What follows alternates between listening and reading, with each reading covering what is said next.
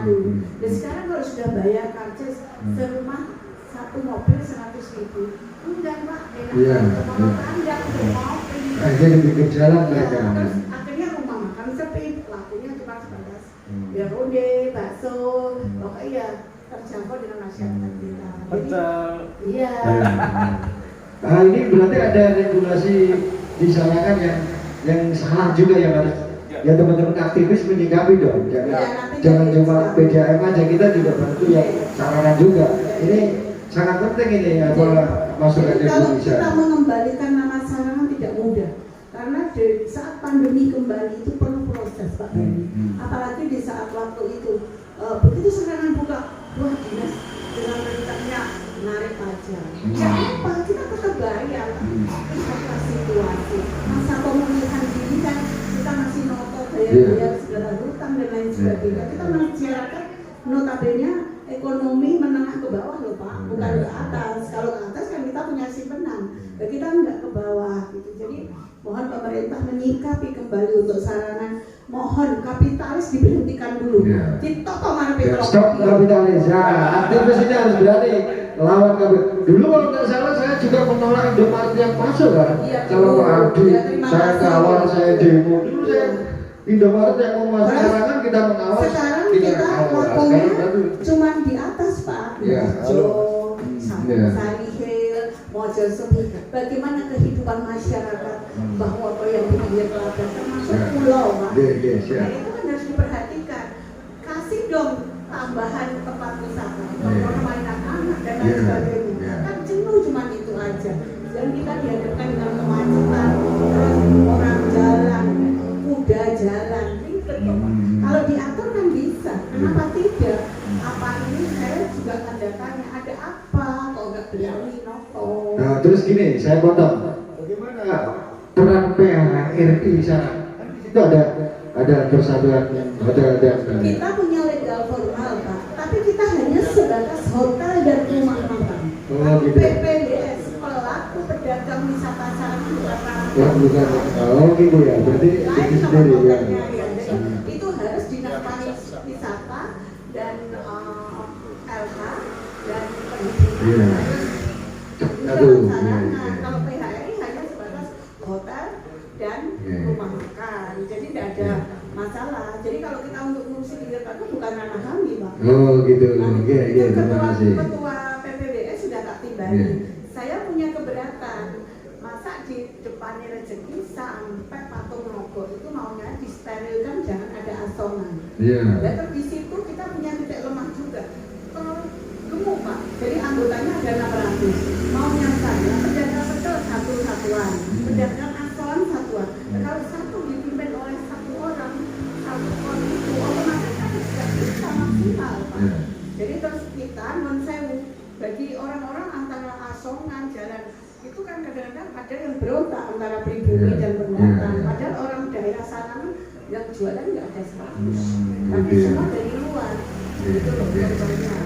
Jadi mohon sikapi Sumbangsi teman-teman bagaimana sarangan agar boleh kembali dan pemerintah juga selama ini jangan desa menuju wisata. Yang sudah pasti wisata itu mau dibawa kemana? Sekian dulu ya, terima kasih teman-teman. Terima kasih.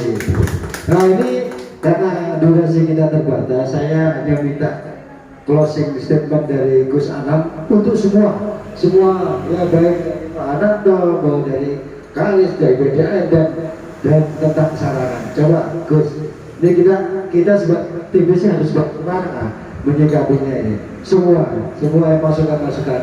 Mudah-mudahan sesi ini juga kita akan berlanjut 1 bulan sekali atau 2 bulan sekali. Monggo Gus. Sebelum saya lempar dulu ke Mas Yusa 10 menit dipotong dengan iya, Mas Yusa ada. Saya sampai lupa, soalnya ketutupan tadi. Iya. 3 menit. Assalamualaikum. Ya jangan dekat-dekat. Gak apa-apa, terus. Assalamualaikum warahmatullahi wabarakatuh. Salam sejahtera bagi kita semua. Salam dan swastiastu, namo buddhaya. Dan durasi. Ya, durasinya singkat. saya mau ngomong apa. Oh ini bebas. Oh iya. Kita temanya jadul tadi yang kalau itu. Di Madura seorang pemimpin harus memiliki 10 kriteria. Di Magetan cuma 2, loyal dan support. Itu seorang pemimpin. Jangan banyak-banyak, nanti malah bingung apa. Cuma 2 aja Magetan, loyal dan support. Dan gitu. Kalau seorang pemimpin, kenapa harus dikatakan loyal?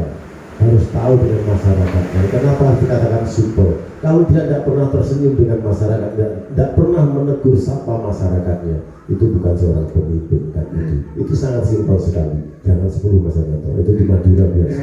Juga kita di Ringkes kita 2. Kalau Madura memang butuh itu. Soalnya orang kita jatuh di sana. Betul. Terus ya, saya kemarin ada bisikan, Mas, pasar Pelausan bagaimana? Kok sudah berjalan bagus dan lancar. Kebetulan ada Revogia kan itu. Setiap minggu juga ada musiknya. Kenapa? Sampahnya, oh iya nanti saya sampaikan ke Mas Kantor. Soal sampah pasar itu berkali-kali ditegur, kami masih menumpuk, berkali-kali ditegur masih menumpuk. Nah itu siap tanggung jawabnya siapa Mas? Mestinya LH saja kan gitu. Nah, tapi ternyata sudah disampaikan, karena sudah menyampaikan ke LH.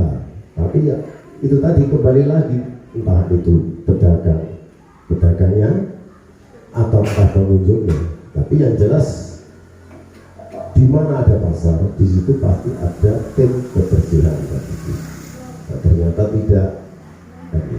Nah, Mas Kanto ini mungkin juga belum sempat di video kan sama Mas Kanto, perlu diadu. Ya itu. Terus apa lagi? Kira-kira saya kasih pertanyaan apa? Terkait pemimpin ya itu tadi cuma 2. Ya, cuma 2. Cuma 2 aja. Ini usulannya Pak Ardo itu loyal dan support. Itu pemimpin apa saja dan duduk di mana saja pun wakil kita dan anggota dewan. Maksudnya dengan adanya gebrakan kita tuh sebetulnya sudah waktunya pensiun dan kita menikmati semua jajaran itu bisa berjalan baik, tidak perlu demo turun ke jalan. Iya Mas Anam, kan gitu. Memang saat itu kala itu kita disebut macan jalanan kan gitu. Tapi sekarang ini sudah omong, tapi kebetulan saya tidak tahu. Sudah omong tapi suaranya masih banyak. Nah mestinya kita nggak perlu demo-demo. Ini karena kesombongan, kalau saya menyimpulkan karena kesombongan seorang pemimpin tidak mau interaksi dan menganggap NGO atau LSM itu adalah momok. Ini salah kaprah. Kita adalah mitra kerja. Karena LSM itu mendapat penghargaan yang tertinggi dari presiden kan gitu. Atas teman-teman kita, proaktif kita, kepedulian kita. Nah mestinya hal ini sangat disadari, apalagi pemimpin yang salah satu tidak saya sebut namanya nyaris 5 tahun, tapi kita tidak kenal. Ya kenal kiri, tidak kan gitu. Nah itu kurang loyalitas, kurang bisa menangkap kita. Kita sangat tidak dihargai dengan kepemimpinan kurun waktu 4 tahun ini.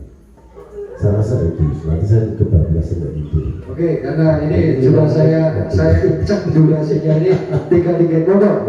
Yang terakhir Gus Anam untuk mengkaji semuanya, mengupas semuanya dari usulannya Bunda Nisa, Mas Ananto dan Mas Yusa. Moga Gus, mungkin tausiahnya juga. Ya, assalamualaikum warahmatullahi wabarakatuh. Aku kan memposisikan sebagai wakilnya rakyat kan seperti itu. Terima kasih sahabat-sahabat, kawan-kawan. Semoga apa yang kita bicarakan sekelumit di tempat ini nantinya bisa didengar para pemimpin kita, itu harapannya, dan harus nyampe, karena berkumpulnya kita ini sangat sulit sekali, sehingga tidak mungkin kita berkumpul tanpa ada persoalan-persoalan yang harus dibahas dengan penting. Itu yang menjadi catatan. Artinya masyarakat perlu ngerti bahwa kita ini orang-orang penting, kan gitu. Bukan DPR saja, kita ini orang-orang penting. Kita juga termasuk benar. Ketika kita berkumpul dengan Ngopipur, yang kita bahas adalah untuk rakyat, itu yang perlu kita tahu. Jadi harus ada yang urgent, harus. Ya. Dan memang kali ini yang perlu kita sikapi, terutama kita berkerutan di Magetan, bahwa setelah beberapa dekade perjalanan belum genap satu periode, dan maaf ini tidak menyinggung siapa pengusungnya dan siapa yang diusung dalam persoalan bupati dan wakil bupati. Pangapunten ya. Kita Pangapuntennya ke sini kan gitu. Kita kan enggak ada ya. Iya, Enggak betul. kesana sini. Betul. Enggak kalah kita. Kita di sini aja. Enggak di sini aja. Ya. Saya melihat artinya ini kriteria pemimpin kita merasa baik. Hampir itu di setiap bidang. Artinya merasa dirinya baik. Kepala dinasnya, terus kemudian mungkin kepala BUMD-nya, bahkan bupatinya merasa baik dan merasa pengen paling baik. Sehingga yang menjadi persoalan ketika bawahannya, artinya kaki-kaki tangannya ini yang tidak baik, maka akan terjadi sebuah kebijakan yang tidak baik. Seperti contohnya, salah satunya adalah yang dikatakan oleh tadi sahabat kita, kawan kita, senior kita Bunisan, ada persoalan itu meskipun itu baru wacana di Sarangan tentang pengelolaan kebijakan sistem apa itu namanya mau dibuat pakai apa mobil shuttle, sistem dibuat dengan sistem shuttle. Nah, artinya ini mungkin kita tidak bisa menyalahkan yang namanya seorang kepala dinas, tidak bisa menyalahkan seorang pimpinan bupati dan sebagainya kalau ini tidak diketemukan dulu, kan seperti itu. Maka harapan kita menjadi pemimpin itu jangan mudah percaya dengan anak buah, itu prinsip.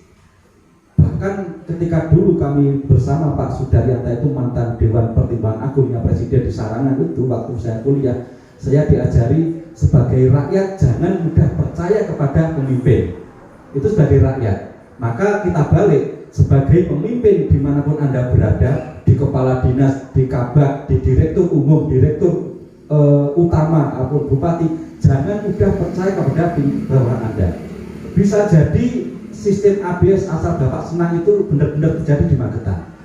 Makanya dikit-dikit lagi ketika dikira ada apa-apa, ternyata ada gejolak, nanti ujung-ujungnya demo. Kok tidak ada kabar, tidak ada informasi masuk dari anak buah saya. Ini yang menjadi termasuk kesalahan dari pemimpin itu sendiri.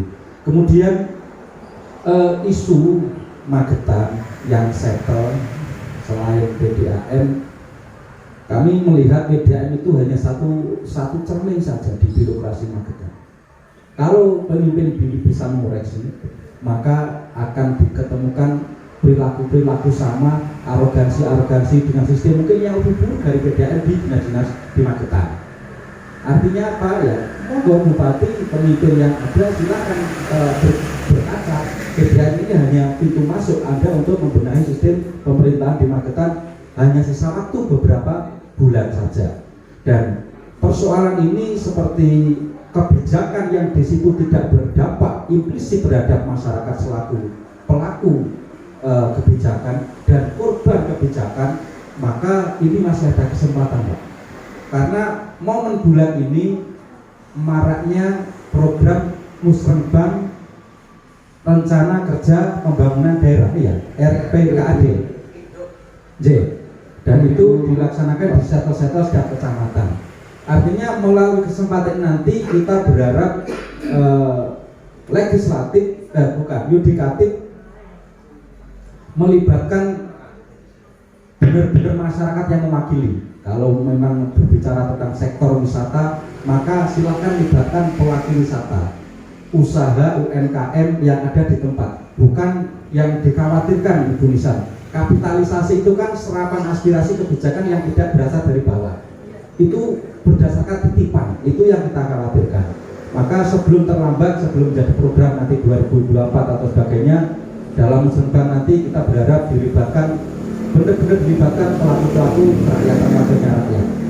Kalau kemarin kita sudah mendapat undangan dari ormas organisasi bersatu untuk Musrenbang di wilayah Kecamatan Patron, kita dilibatkan.